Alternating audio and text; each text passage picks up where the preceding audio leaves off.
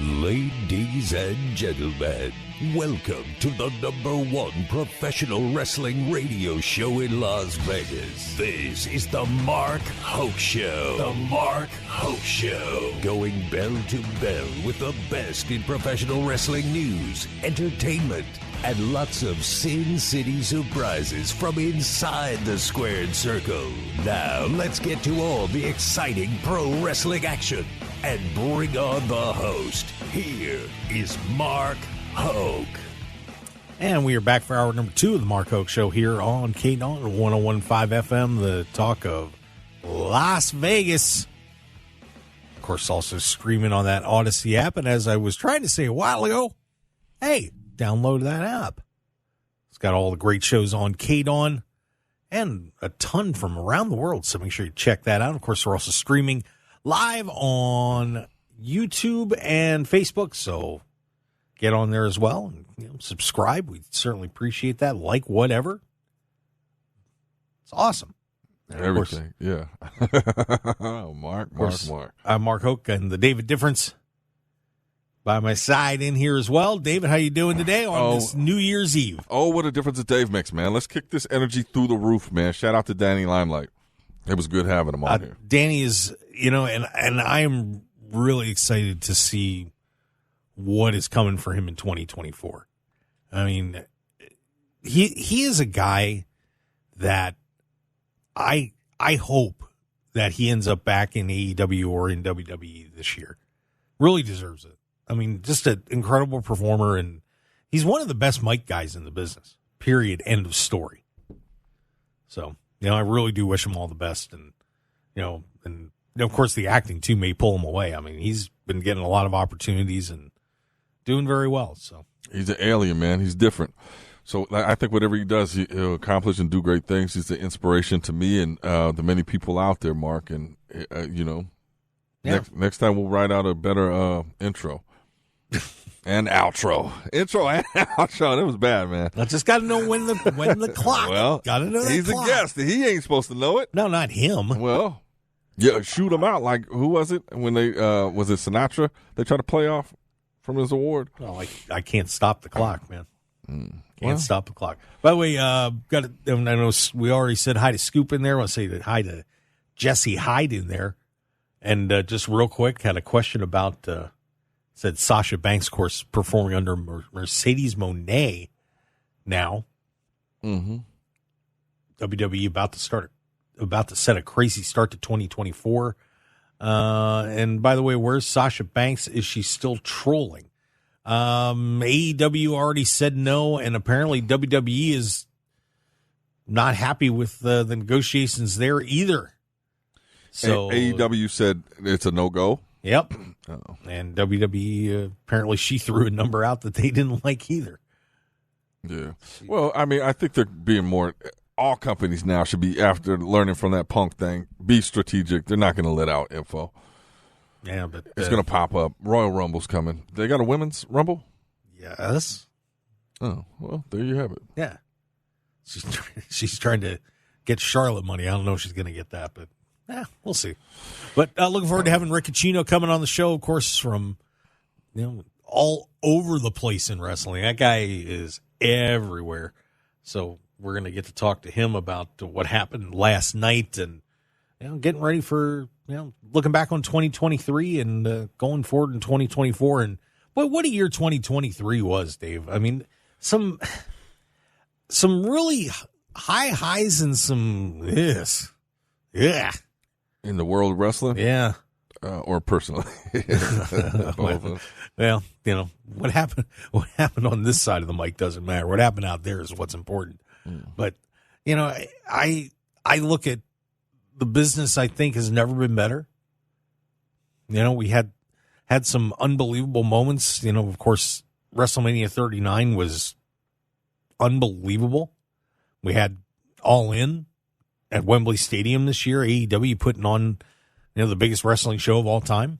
Mm-hmm. Yeah, and then, of course, we had some moments like CM Punk's firing and then rehiring. We had, Sami Zayn going crazy and then poof. Sammy's kind of now. Yeah. Tell me about it. Just some weird things happening. Just it's been strange. Yeah, I think it's now we're here in December. We're going into a new year, but I think everything just kind of like they set the bar, and like everybody's excited, especially with WWE. What's going to happen 2024? All this talent that they got going. It should be a magical year, man. There's so many possibilities, which makes it exciting. Yeah, I think there's a lot of possibilities in both organizations at this point, and we do have our guests, so I think we can bring him in and start talking about that. Cool. Do you want to? Yeah, he's ready to roll. So let's get him in here. Our good friend Rick Ucchino, of course, he's all see. Look, he's got a list under his name there on the live stream. Okay. Look at that. Yeah. A little bit of everything. Look at that. Sports Illustrated, SB Nation. If we got him. I mean, it's just can you hear us everywhere. Yeah, I got you. Yeah, we're good. Okay, cool. Yeah, I mean, his mic wasn't on. The man just does everything, and look at the Funko Pops there too. I haven't seen your studio in a while, buddy. Holy cow! Yeah, I got. It's my tiny little corner where I get to put all my crap. Yeah. So. Oh, so there's a lot more up here that y'all can't see. That's out of the view of the camera. So let me guess, your wife sticks you in a closet for this, right? No, absolutely not. Actually, this used to be just like a dank rundown room underneath my porch in my basement. Okay. And then when the pandemic hit, I needed an at-home studio in case I needed to work from home for any reason. So me and my dad built this studio out of that dank cellar room underneath my porch. So that's where I'm sitting right now. It's our joint combined office. So yeah. Because the kids, the kids own 75% of the house. Yeah, with their toys. And now after Christmas, they own 85% of the house. So yeah, this is where I get to keep all my little stuff. Very good. So Rick, what did you think of last night? Of course, AEW Worlds End. Just it was an interesting pay-per-view. I'll say that. I think they nailed the last three matches. I think the last three matches made the night. I think everything else before that, with the exception of the women's title matches, I could have seen on Dynamite. Like, I get it. It was good. It just felt like a lot of it felt very much like a B pay-per-view, kind of like a WWE Payback or Fastlane or something like that. Couple of big storylines to tie everything together. Obviously, you had the big ending with the Devil reveal and Max losing to Samoa Joe and all that stuff, which I'm sure we'll get into. But, this is part of the territory, I think, because AEW, as they continue to add pay-per-views, they're not all gonna be home runs. All right, like that. When they had their 4-year model, they were crushing it every single time. Everything was planned out well. They had plenty of time to build to things that mattered in advance. And this, when you start doing a pay-per-view every couple of months, you're going to have a couple of downers every now and again. But it was still a good show. Was it worth the $56 I paid for it? I don't know. But should have come to the theater. That's what I did. I paid $20. Yeah, that's a deal right there. Not bad. Well, let me ask. I'll say this much: in 2024, they definitely need to figure this out, because when I can get both nights of WrestleMania for $5 and I'm paying $50 to watch World's End, yeah. The math. That's another reason why you're not growing. Math. That's another reason why they're not growing the audience right now. Yeah, they got to get that Max deal done. That's what they need to do. Oh, for sure. That would be a game changer for them, 100%. So I want to ask both of you guys this, because and Dave, I know that you were kind of like, yeah, Adam Copeland's in AEW. That's great. Now, last night, we had a wild match with Christian and Adam Copeland. Adam wins the title for about a minute. Mm-hmm. Kill switch comes in. I'm sorry? Was it even that? It felt like 30 seconds. Yeah. Yeah, it's kind of, yeah, I'm not going to make that joke. And then, of course, Kill Switch, who had won a title match earlier in the night on that Battle Royal, comes out and gives the contract to Christian. Christian ends up using it, takes the title back, and, a great match. Everybody was going crazy and loving that match. That one actually, in the theater I was in, was getting applause. one of only a couple of them last night. And that feud is going to continue, it looks like. And it was pretty intense. I mean, one of the, might have been the best match on the card yesterday. So let me ask both of you guys this. Are you excited as this feud continues to build? This could end up being the main battle on the card for a while, especially with both Adam Cole and MJF out for a while. Yeah, I think, obviously both tremendous talents, and everybody that I'm hearing said that was the match of the night. I think we're looking at possibly, obviously, a third match coming up, and I don't know how much further you take it after that, but they're definitely ramping it up, and I think it's something that everybody's excited to see again. But I don't know how long do you think they draw that out? I think one more match, and let's settle this thing. If they're going to keep doing what they did last night, screw it. Just keep going. Keep going. Just keep going. Fight forever. Huh? Like, this is what I've wanted. Like, this is the Christmas gift I never thought I was going to get, right? Like, just 3 years ago, both of these guys were retired. 4 years ago, whatever it was now at this point, they were retired. They were never coming back. And now, after the pandemic Royal Rumble, we get that beautiful hug moment between these two guys in the ring. And I'm like, oh my God, we're finally going to get a one last run of Edge and Christian. And then Christian's like, nope, I'm going to AEW. Right. And I'm like, man, we're never going to get this. We're never going to get this. And then the unthinkable happens. Edge no longer. Adam Copeland goes over to AEW, and these two guys are now getting to make up for lost time. So, they haven't been able to work with each other for, 14 years? Yeah. Let them go as long as they like, especially if they keep putting out good stuff. Yeah. I could see them tagging again. I mean, there's a lot that can still be done. Sure. Yeah. So I think they got. Tony Khan doesn't give us one more Hardy's, Edge, and Christian match. Like, what the hell? Yeah, that'd be dope. That was my suggestion last night. I was waiting for a Hardy's run-in. I wanted a Hardy's run-in. Do anything with the Hardys? Like, I know Jeff has had his issues since joining the AEW, but like, he ain't doing nothing with them right now. Like, nothing. Yeah. So but if you didn't see it, it was a fantastic match last night, and I'm up for more of that. That is for sure.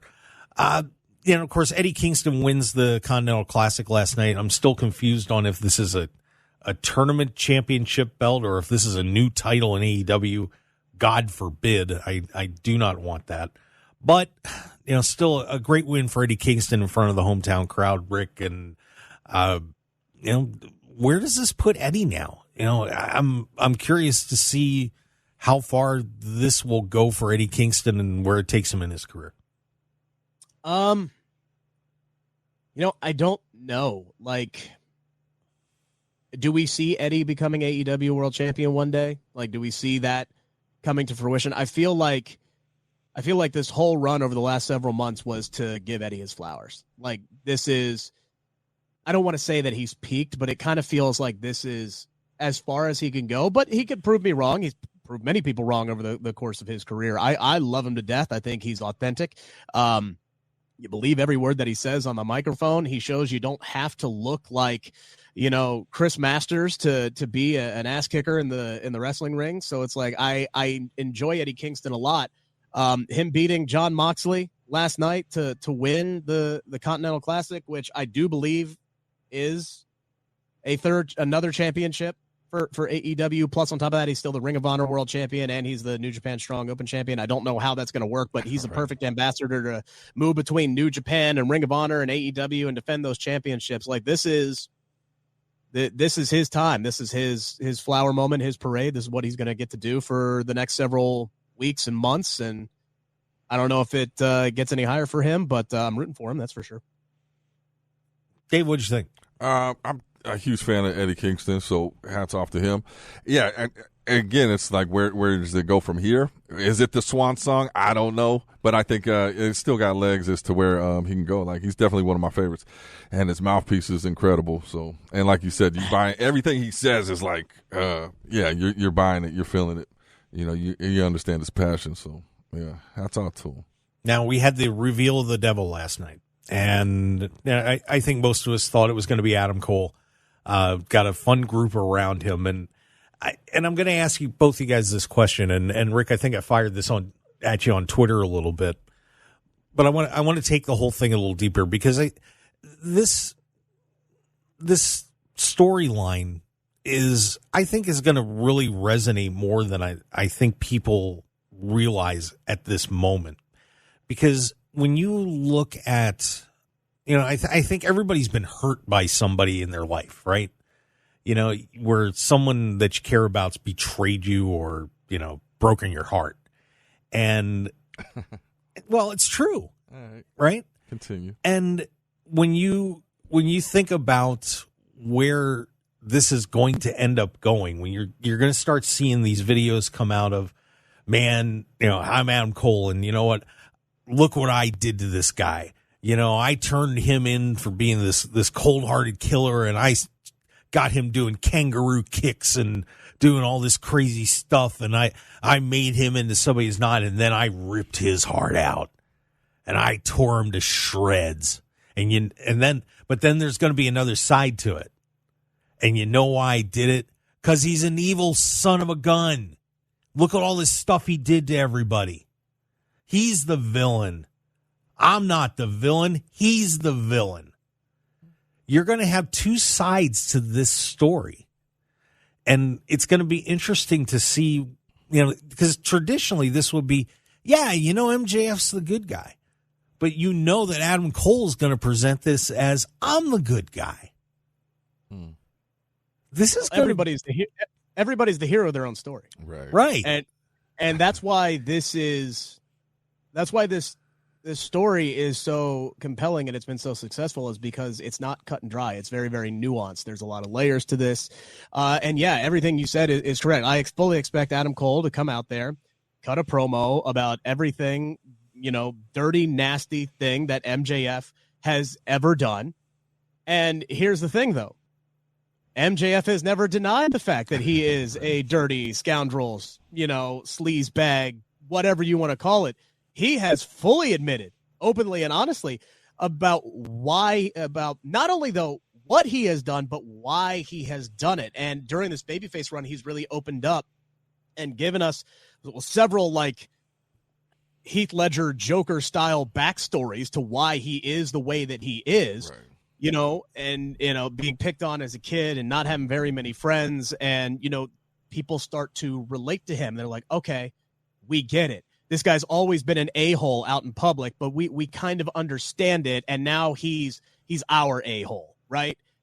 What Adam Cole did was just absolutely slimy, sleazy, vindictive. It was manipulation at the highest order. This man enacted a plan over the last several months to strip MJF of everything that made him successful, made him care about things, made him do things he would never do, like defend tag team titles for Ring of Honor in a handicap match on a show where he's also defending the AEW World Championship. MJF from 2 years ago never would have done that. He would have flipped you the bird and said, why do I even have to wrestle once on this show, let alone twice and once in a handicap match? This guy, and I said this on Twitter, Adam Cole gave the Grinch a heart and then ripped it out of his chest.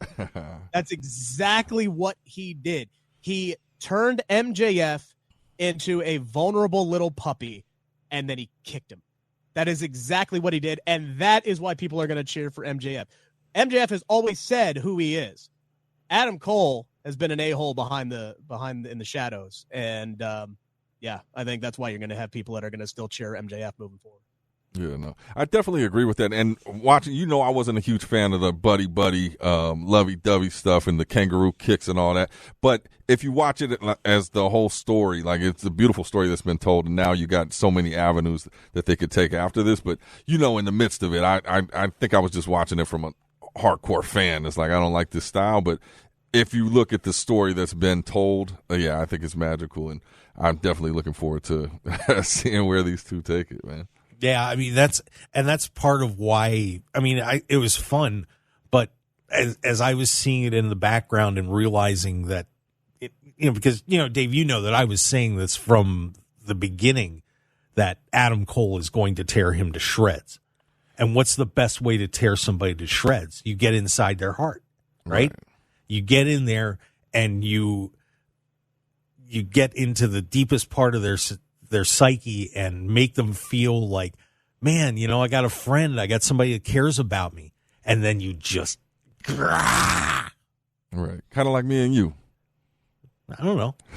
Well, it hasn't yet to reveal itself, but yeah, we're leading to that. That's our storyline. Uh-oh. Oh, I better get that Fiend mask out like Ruth got sitting over there. But yeah, and you know, like I said, I think that's part of why this story is, I think, over the next, 7 or 8 months, because I think this will end up being the main event at All In coming up.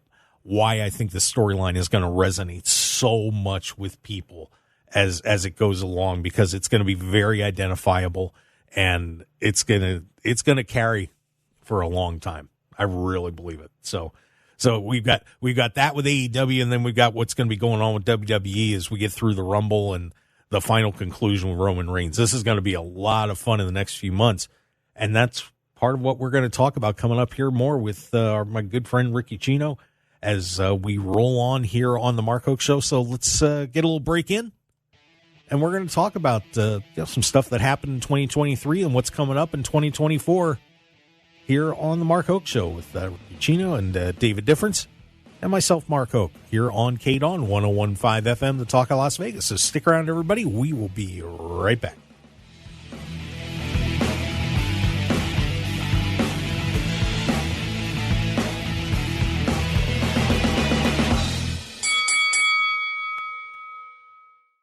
FM KDAWN. This is the Mark Hoke Show. The Mark Hoke Show. Here again, your host, Mark Hoke. And we return to the Mark Hoke Show, the best in pro wrestling news and entertainment here in Las Vegas and planet-wide, because that's what we do. Worldwide, man. Planet-wide? Well, world, planet. Yeah, universe, man. Let's go. Yeah. All right. Well, we'll bring Rick along, too. That's what we do. We've got a great orbit of people, and we've been very fortunate over this past year to have some amazing guests and friends on the show, and of course Rick Ucchino, one of the best in the business. Ain't no doubt about that. You don't have to butter me up. It's all right. Yeah, what you've been in this business? What, over 15 years now? Oh, geez. Let's see. Yeah. So as we go into 2024, like what's next? What are you looking forward to? What are the goals? Tell you what, man. Like, I'm really excited to getting back to covering baseball more on a regular basis. Okay. I just, like, the last time that I really, because I get to cover the Cincinnati Reds a little bit at my day job, 700 WOW in Cincinnati, but not much because I'm in the news department. I'm not in the sports department, so I get to talk about them a little bit. I haven't had the opportunity to like really talk to the players or get in the locker room or tell any kind of stories surrounding the game of baseball since before I started working at LW over a decade ago. So hopping on with Sports Illustrated's new Reds website, Inside the Reds, and getting to hop in there. I just did a conversation with former Reds catcher Devin Mesoraco not that long ago, catching up with him because he's now an assistant coach at the University of Pittsburgh.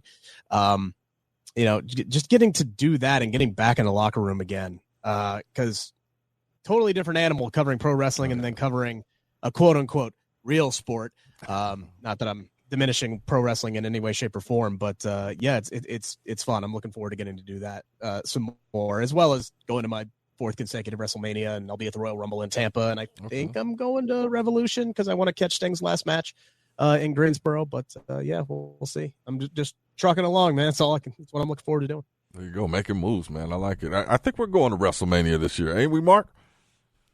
We're still debating because we have another offer on the table. Yeah. So we might see. I'm lucky because if it's within 8 hours, I'm driving. So, and I live in Cincinnati, which is like literally the heart of the Midwest. Like, there are so many cities that are within driving distance for me. So, and I'm actually driving to Tampa because I am, because I can hop on I-70. I can hop on I-75 South, and I don't have to get off the highway until I reach Tampa, Florida. So nice. It's a long drive. Yeah, what's the drive time on that?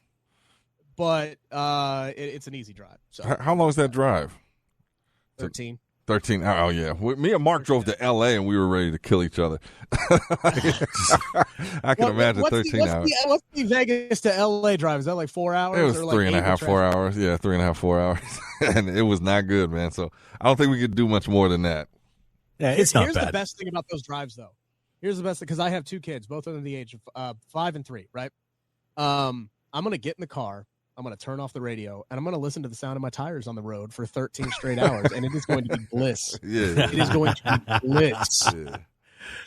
Nice. Well, let's talk a little bit about some of the stuff that went on last year, and let me get both you guys' Where opinions. do we start, Mark? Oh, well, I want to ask you guys a little bit about who you think the wrestler of the year was, and what makes that award, because you have so many different people giving their criteria for what makes the wrestler of the year. You know, I heard Jim Cornette say, well, it was the top guy in the top company. And I really feel like there's more to it than that. So if you were picking the person who was the wrestler of the year, who is that person for 2023? And I'll start with you, Rick. Male, female, both. Let's go. Well, let's do both. I mean, if you were picking one person. MJF and Becky Lynch. Wow, Becky Lynch. Huh?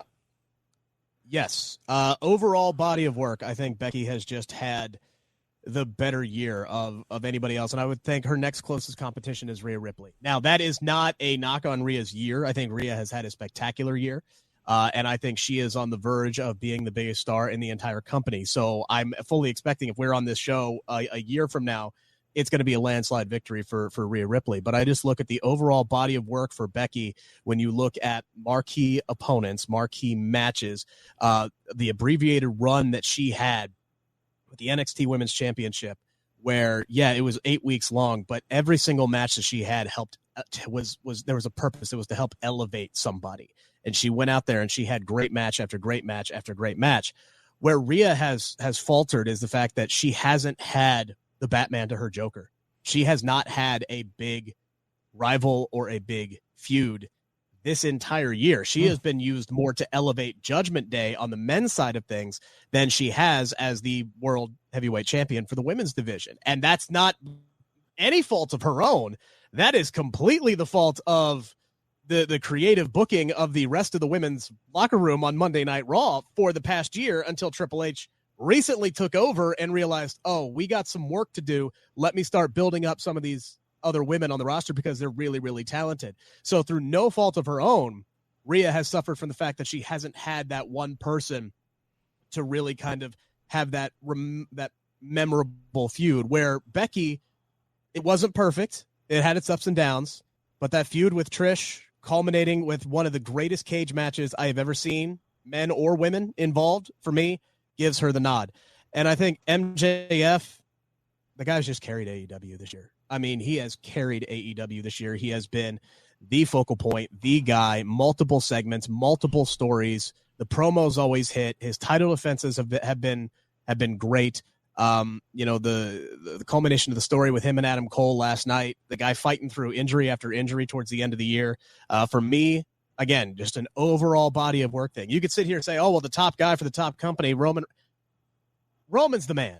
Roman is absolutely the man. But am I going to give him Pro Wrestler of the Year when he's wrestled like 6 matches? Am I going to do that? I love Roman Reigns to death, and I think less is more with him. But overall body work, I'm giving it to MJF. I'm giving it to Becky. Wow. David, what do you think? Now, I agree with the MJF, like spot on with everything he said. Like, he's definitely a workhorse and just has evolved that company and stayed consistent. So MJF, and we can't forget about the biggest comeback, you know, of the year when Nia Jax came back. And that took things to the next level. I like Nia signing. She's exactly what they needed on Monday Night Raw, but go ahead. Yeah, no, I think it's good stuff. But, I mean, if you look at Impact, and obviously I'm a CM Punk guy, like and if you take a step back and you look at, like, obviously his in-work and his mic skills is ridiculous. But if you look at all the drama behind the scenes and put that into a wrestling storyline, could have been one of the greatest, like, storylines we've seen over the year, and the comeback was just huge, and the impact that he's made on, you know, in such a short time being back, it's ridiculous. See, that would be an interesting argument that you could make an argument and say that CM Punk was the wrestler of the year, even though he had all this trouble, just because of the impact that he had on both of those companies. Right. I would almost look at it as a like a Times Man of the Year kind of thing, where he wasn't necessarily the performer of the year, but he was definitely the guy that drove the headlines. Like, he was the most influential wrestling figure this year, hands down, period, end of story. Like, there's no competing with that. Yeah. And I think and brought so many new eyes, and I think with the new venture for WWE and what you know, the merger there, they changed the rules for this guy, and he came back, and he seems like he's way happier. So, you know, I think it's a fairy tale ending. He's got to be. Yeah. Right. Different. It's his last shot, man. He got to be happy. He's got to play by the rules. He's got to be Mr. Smile and let me sit here and help everybody. Because if there's another ugly divorce, he ain't getting married a fourth time like this. Well, how much do you think of that? Is, I mean, you hear the rumblings, AEW, like it's not the most professional environment people have been in. How much do you think of that was just him being in an environment that wasn't conducive for, you know, somebody that's been in the business for years? Because we saw right when he got in the fight and got let go, he was at Cauliflower Alley Club the next day, like in great spirits, like just happy dude. He just seemed happy for somebody that went through so much drama. So how much do you think that played in the AEW situation? I think atmosphere is everything with CM Punk, and it's impossible for me to sit here and pinpoint exactly what it is because I'm not behind the scenes and I don't report news and I don't talk to people. I'm not a drama type guy, so I'm not going to speculate on everything that did happen. But just from everything that I have seen surrounding CM Punk, I don't think he's this terrible human being. I don't think he's a bad guy. What I think he is stubborn. What I think he is prideful. And if he feels like he is right, and if he feels like he is just, the man doesn't know how to pick his battles. And like, this man was allegedly got in a fist fight with Jack Perry before the biggest match of his freaking career in front of 80,000 people at Wembley Stadium, with Samoa Joe saying, dude, we're on. Get your ass out here. We're on. Like, what are you doing? Right. You know, like those kinds of things. I think CM Punk in the right environment where he feels valued, where he feels like people are listening to him, and frankly, where he's not to, you know, say that he's been neutered or anything, but when he's on a bit of a leash, he knows he can't, like, he knows if he goes out into the yard too far, he's going to get tugged back. Right. So I think that's where he's at. So that's where he's at right now. Obviously things have been cleared up enough between him and Seth Rollins that we're going to get that CM Punk elite level rivalry in WWE. Just insert Seth Rollins instead of the elite. And it's going to be money for WWE. There you have it. Were you, how shocked were you when he came back? Like, were you one of the people, because I had people tell me, don't get your hopes up, it's not going to happen. Were you one of the guys that didn't see that happening? I didn't think there was a prayer. No, I did not think there was a prayer. Like when that show ended, I'm sitting here, I'm like, I almost turned the TV off. Yeah. Like, I'm like, the only reason I saw the return is that I could not find my remote. Like I bent down underneath my chair to like find the remote, and I swear to God, it was like something out of a sitcom. I heard the and I almost hit my head trying to like gave myself like, what the like that's pretty much what it was. And I'm just sitting here, I'm like, I cannot believe that happened. To me, that's more shocking than WWE being sold. Mm-hmm. That's more shocking to me than Vince McMahon retiring, because I thought those two things, they would take a long time to happen, but I always thought they were inevitable. Right. I never thought I'd see CM Punk in a WWE ring again, let alone him getting on a microphone and saying, I'm home. This is where I belong. Oh, jeez. Come on. Shut the hell up. But I love how they're turning that around, and Seth Rollins is like, don't you dare call this place home. Yeah. But, you know, so, yeah, no, that to me was the moment of the year. That was shocking. That's something I never thought I'd see again. It was surreal. So what are you looking forward to in 2024 in pro wrestling? I mean, it seems like the industry's in such great shape. We've got some terrific stuff coming up with AEW now, the Rumble and WrestleMania, with WrestleMania 40 happening, which I'm sure is going to be an incredible affair. We've even got TNA coming back. I mean, this is going to be an amazing year, and with some unbelievable events coming up, especially early in this calendar year. What do you think we're going to see, bud? Unpredictability, because this is a huge year for contracts. This is a big free agent year in pro wrestling, and you're starting to see WWE try to lock up people. Maybe not officially official, but they're inking Cody Rhodes to a big money deal. They re-signed Charlotte. They re-signed Bayley. They re-signed Zelina Vega. You got Seth Rollins' contract, which is coming up. You got Becky Lynch's contract, who's coming up. There's a lot of free agents in AEW, I do believe, as well. This is the fun part for me of having actual competition, is now the back and forth, because we still to this point have only had technically 3 people. I don't really count CM Punk, but technically 3 people jump from AEW over to WWE, where if you look at most of the roster in AEW now at this point, it's all former WWE people. So I'm interested to see the whole back and forth. I'm interested to see where Sasha Banks ends up. I know we had reports that she had some contract negotiations with WWE, but those fell through. Those can always be re-upped. I'm seeing people on Twitter like celebrating the fact that she's not coming back to WWE, and I'm just sitting here. I'm like, guys, is she gonna get that money in TNA? I don't think so. All right, is she gonna go over to AEW with the women's division is getting better, but you still look at the state of the women's division. Like, is she going to trust Tony Khan's booking of the women's division and think, oh yeah, maybe I'm the missing piece? Like, Soraya's a bit player at this point, and I thought she would be the person that would instigate change in the WWE or in the AEW women's division. So it's like, I feel like eventually those two are going to, until I see her show up in somebody else's company, I still think those two sides are eventually going to come to terms. It may just take a little bit longer, or she goes back to New Japan. But I'm interested to see that. And yeah, my biggest thing that I'm looking forward to is Cody beating Roman Reigns in the main event of WrestleMania to finally live the dream. And then 5 minutes later, Damian Priest cashes in on him, and we start his road to adversity all over again. That's the prediction? That's what I'm going with right now. That is a dusty finish if I've ever seen one before. He finally freaking does it. And then here comes Damian Priest to cash in and steal the title. Yeah, that'd be classic. And that's going to be the fun part. Can you imagine a freaking 4-year title reign ends finally, and then the next guy has it for 5 minutes? Yeah. Oh, insane. And that's going to be the fun part about this WrestleMania season. We have no idea. None. This is going to be a wild next 4 months in WWE for sure. Well, Rick, Hey, I want to thank you for coming on the show. We really do appreciate it. Tell everybody where they can find you, my friend. One Stop Shop is at Twitter, at Rick Ucchino, like you see on the screen there, or for those who are listening on the air, RickUcchino. That's where you can find all my work for Sports Illustrated, SB Nation, that's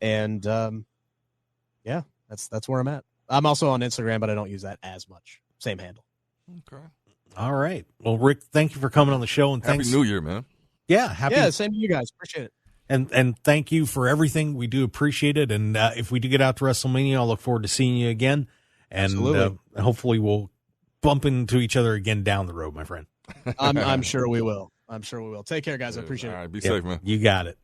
All right, everybody. There you go, Rick Ucchino. What an awesome dude. Good people. Yeah. We all got to talk. Yeah. Yeah.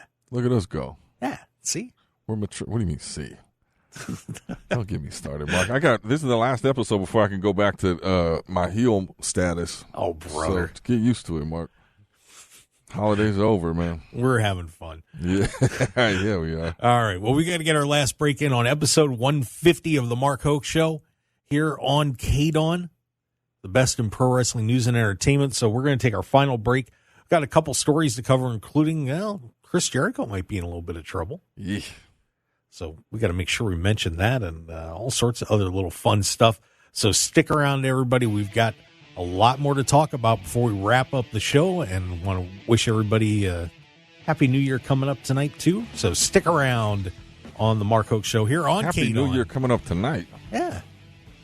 It's New Year's Eve. Well, it's now. That's tomorrow. It's New Year's now. What are you New Year's talking Eve. about? It's New Year's Eve now. We'll We said be tonight. right Coming back. up tonight. Whatever.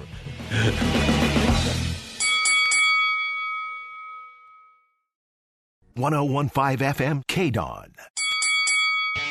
You're listening to the #1 professional wrestling radio show in Vegas, The Mark Hoke Show. The Mark Hoke Show. Now, here again is Mark Hoke. And we return for the final segment of 2023. Of 2022. What are you talking about?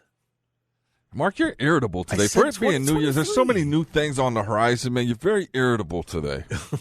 It's supposed to be a party. Mark calls me 3 days ago and says, this is going to be the biggest party of the year. Well, and look at us. Sober, sad. Well, we're not. Sober and sad. Well, we're not going to get drunk on the air and No. 8 o'clock in the morning. It's New Year's Eve. Yeah. Well, It's you said early party. on You New said Year's. party. Well, Yeah, you should well, have said we're just going to have a nice, respectable episode. And we could at least have some coffee up in here. How about that? I got some Powerade. I'm good. There's a lot to get to. We got very limited time, man. Oh, man. Shout out to Danny Limelight. Awesome, dude. That's my guy. I'm a Danny Limelight guy. Not so much. Oh, stop it. I don't know, man. Anyway. Anyways. Well, yeah, if you were watching the pay-per-view last night, you might have seen a sign that said Worlds NDA Yeah. that they kept cutting away from, which stands for a no disclosure agreement. Mm-hmm. Non-disclosure. Or non-disclosure, excuse me.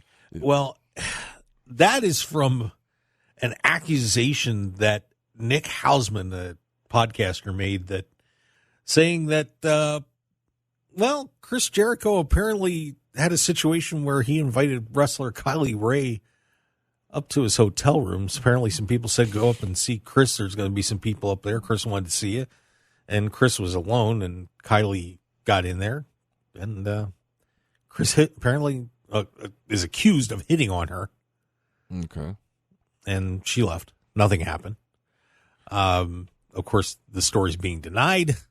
Well, is that it? He was hitting on her? He was trying to holler at her? Made a pass. What does that mean? Is that like hit on her? Yeah. Is that a bad thing? Well, how do you? Well, Chris is married. Oh, but yeah, obviously an awkward situation when you're working with somebody. So, supposedly everybody signed NDAs, and according to what was revealed by Nick Hausman. So that's where all those signs came from last night, and they did ask about it in the scrum last night. So, yeah. Well, they said, so everything I heard was the NDA thing was a Twitter beef he was having with a lawyer, because they were saying that nobody could talk about the brawl out situation. And he said, I didn't sign an NDA, and he said, you should have, or you did, and then that's how the NDA, I didn't. Yeah, there's talk about this whole thing too. So, yeah, it's a mess, but. What do we say? That could be bad. They said there's a lot of skeletons in the closet of Jericho. Yeah, once again, and anything like this, take it with a grain of salt. That's all I'm going to say about that. You can't. A lot of people were booing Jericho at the pay-per-view last night, right? And it's one of those things where until there's stuff gets proven. I mean, we've seen these stories many times recently where guys get accused of things and. Not saying one or the other's lying, but reserve judgment. Yeah, we're hearing from a third party of what he says happened. Who knows? So, but, I mean, yeah. Who knows? Man? Who knows?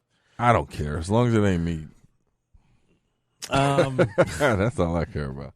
You remember the all those epileptic cutaway scenes in WWE by Kevin Dunn? Oh, yeah. They're done. Forever. Yeah. They're done. Done. Because Kevin Dunn's done. He's out of there. He's out of there. Kevin Dunn is leaving WWE. Never thought we'd see the day. I never thought I'd see the day either, but Dunn told WWE around Christmas week he is leaving the company. Apparently he said he was never going to do anything that was dictated to him by the new TKO Group Holdings, and he is out of there. So Kevin Dunn finished. Yeah, makes sense. Yeah, he said he only wanted to work under Vince, so You know, what else? Yeah. That's strange when the shakeups come, because I'm sure there's a lot more stuff that's going to evolve from that or dissolve from that. But it's crazy when you got that merger and a whole different perspective. I don't think Punk would have came back if that hadn't happened. No, I don't. Vince would never let him come back. Never let him come back. We have lost Killer Khan. So, of course, you may remember him from the big feud he had with Andre the Giant back in the early 80s. They did that thing where the Khan broke Andre's ankle. But the wrestler known as Killer Khan, Masashi Ozawa, has passed away at the age of 76. So I want to wish the family all the best. R.I.P. And by the way, don't forget, of course, TNA Hard to Kill coming up January 13th and 14th pay-per-view. The Hard to Kill is on the 13th, and then the Snake Eyes TV tapings on the 14th. I'm sure we'll have more on that as we go forward the next couple of weeks. And that is it. Happy New Year, everybody. Be safe out there. Yeah, please be smart. Do not drink and drive tonight. Call Mark. You might actually end up calling me tonight. He's keeping them safe like Batman. You got it. Thanks, David Differs. Thanks, Rick Ucchino and Danny Limelight for joining us on the show. Guys, we will see you next week on the Mark Hoke Show here on KDAWN. Have a great Happy New Year and welcoming in 2024. We'll see you next week.